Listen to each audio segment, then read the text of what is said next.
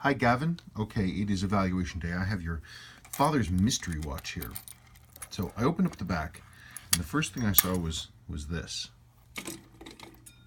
So I don't know if you can tell, but this is it had some moisture damage, and I don't really think that it's a good idea for me to try to get this running. So I'm not going to. The entire winding weight, everything's gone. It's just out. I don't know where it is, but it's gone. I don't know where the ball bearings are. They're also gone. We have some corrosion in here.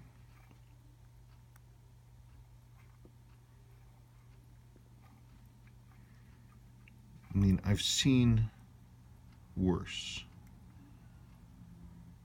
Okay, your staff is good. That's okay. The heart of the watch is probably okay, but without being able to get it running, I don't honestly really know. And also the watch has had some crazy work done to it in addition to this rust. For one thing, one of the clues I see, this is the case back seal that was in here. See, it's gray. That's a non-Seiko part. That's sort of a generic part that you could get from Burrell back in the day or a similar company like that. It's not Seiko. Whoever it was, they installed this movement ring spring in backwards. That's the wrong way. Clearly the watch has had some... it's been working in some harder conditions. We know the caseback is incorrect because the caseback is for a completely different model, a 6015. I do have the right caseback for this model if you wanted to do that. I'm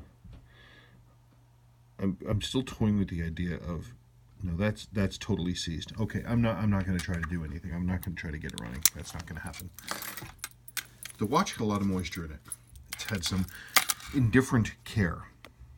It has, see how dark and glossy that dial looks underneath there? It's probably covered in oil. So I'm not quite sure how that's going to come out. It's definitely had some, where this chronograph handset, this orange, again, is for a completely different model. Not for this one at all. And this lume, when it's like this weird gray-black like this, that's oil. Because you can see the metal is good, but the lume itself is this weird black, that's oil. So the movement's over-oiled. A lot of water got in, and the water can pick up the oil and it moves it around if there's enough of it. And so this dial, I'm going to have to clean that dial up and get the oil off. If this were my watch, I would... well,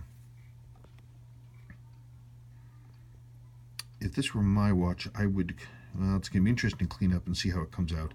See how the lume comes out. The lume's permanently darkened. There's nothing that can be done about it. And this hand is also bent. It's just a matter of how hardcore you want to go. We can definitely do it. It's just a matter of how committed you are to wanting to bring this watch back. I know this was a family watch. This is an important watch for you. I can do it. I can do darn near anything. I can bring damn near anything back. This watch was my great uncle's, and he filled it full of pool water and left it for decades. It was a block of rust inside, and I brought it back. So it took me 30 hours and thousands of dollars in parts, but I did it.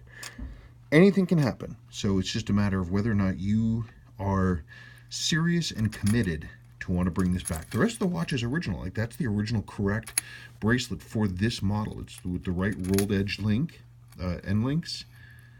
I can do it. It would look really good. It's just a matter of what I'm going to find inside the movement, and I'm not going to know until I'm inside. So I guess you give a thought about what you want to be capped at in terms of a level above which you're not going to want to go any further. And you let me know what that is. I mean, we're talking the base rates, and it could easily be half again or double those base rates. Easily. I mean, you're missing your entire stem. It's gone.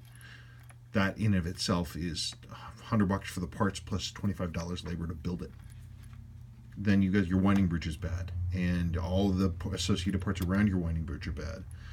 I don't know what I'm going to find inside the movement. We're potentially talking relooming. Definitely cleaning up the dial. I can do it. It's just a matter of whether or not you really feel like wanting to make that thing. Believe me, I love doing projects like this. If you want to do it, I'll do it. But you just have to be sure in your mind that you want to make this investment. Okay, let me know.